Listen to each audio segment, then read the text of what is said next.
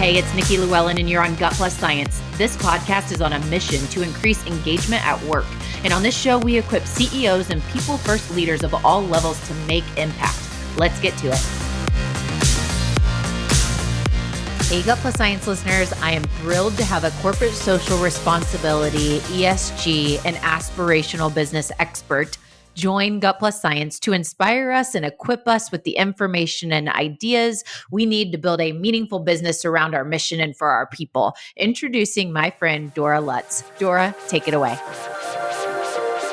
One question that comes up very frequently for me these days is whether or not ESG and social impact are actually going to be relevant for small businesses.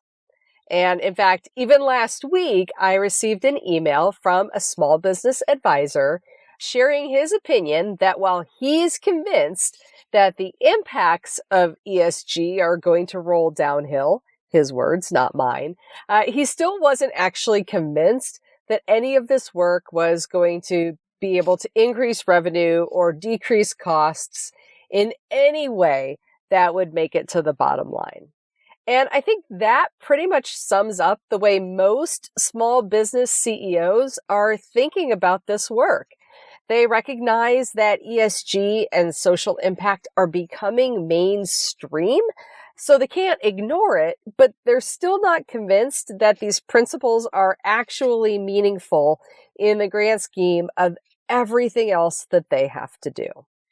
So what I thought we should talk about in this session is what you can do if you're a small business that does not have ESG on your radar, but you're still feeling the pressure and you know that you need to be able to respond in some way when a customer or an employee asks you about your social impact strategy.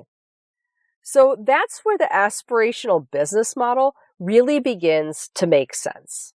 Because while this work can support ESG efforts, you don't have to be undertaking a huge environmental, social, or governance effort in order for it to yield benefits.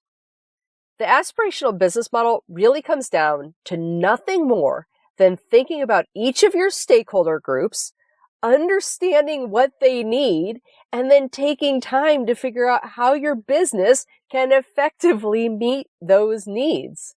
It's business strategy 101. It's just housed in new terminology.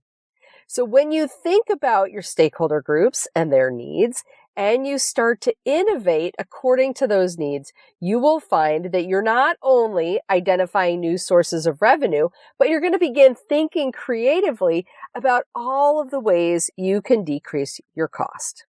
And here's why it works. There's 4 main reasons.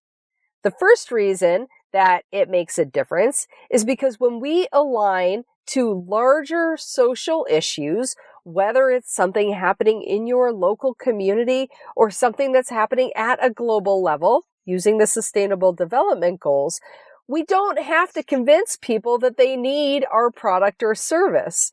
We know that we are grounding our offerings in a pain point that already exists. So all we have to do is come out and convince or demonstrate that our product and service is better than the solutions out there. We don't have to convince people that they have a need if we are grounding our work in already identified problems. The second thing this work does is it helps us spur innovation by setting a lofty vision for our team members and then getting out of the way and letting them get creative. When we tell our people what to do, they're going to follow that to the letter of the law. But when we set a big vision and acknowledge that we don't have all the answers to get us there, they are going to find solutions that go beyond the limitations that we have as leaders.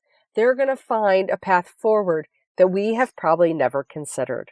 The third thing this does is it allows all of our functional areas within our organization to align towards something really big and really exciting.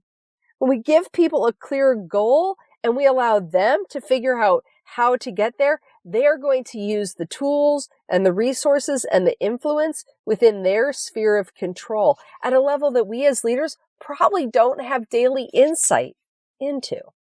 And the last thing this work does is it creates excitement about the possibility of our business and the opportunities we're giving people for meaningful work. Now, I hear all the time from small business leaders who might say, hey, Dora, we are manufacturing widgets. It's not really all that exciting, and I don't think people are going to get enthusiastic about it. And I can guarantee you that if you show up with that kind of attitude, that is what people are going to pick up on. But it's one thing to show up and say, hey, man, we're manufacturing widgets, and people aren't excited about that. And it's totally different to say, we are manufacturing widgets in a way that allows us to create economic opportunity for our employees. Or we are creating widgets in a way that allow us to contribute to sustainable manufacturing processes.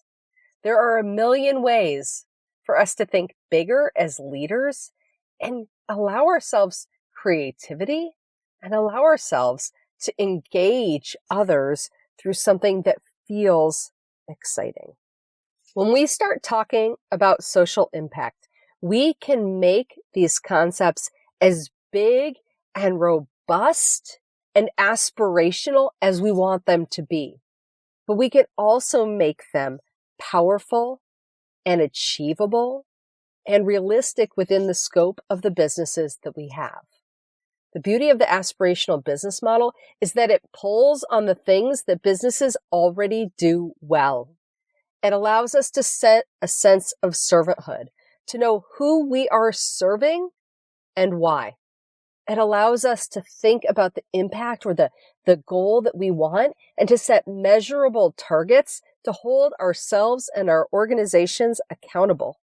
It allows us to connect meaningfully and ensure that everybody in our ecosystem, employees and consumers and communities, that we are providing opportunities for them to thrive. It means that we are holding ourselves to the highest standard of ethical behavior and that we are telling the story of the good work that is happening within our organization to the people that want to know. It allows us to leverage the functional areas in our business that already exist. And we can ground it in local goals, in global goals.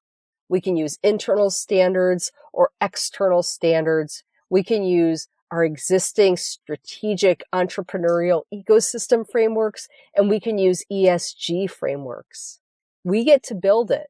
But what we can't ignore anymore is that social impact is the expectation of our business. But it's up to us to define how we do it. Oh, and one more thing. You can probably tell by listening to these podcasts that I am really passionate about the opportunity for business to make the world a better place.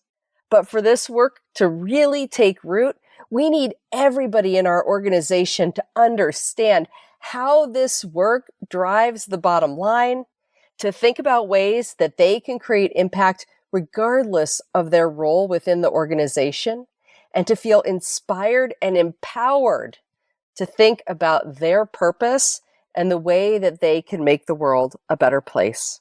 To learn more about how I can get your team up to speed on the power of social impact or ESG, visit giving-spring.com.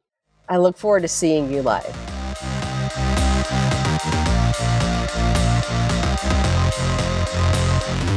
We just left the world a little bit better. Now go do something with it.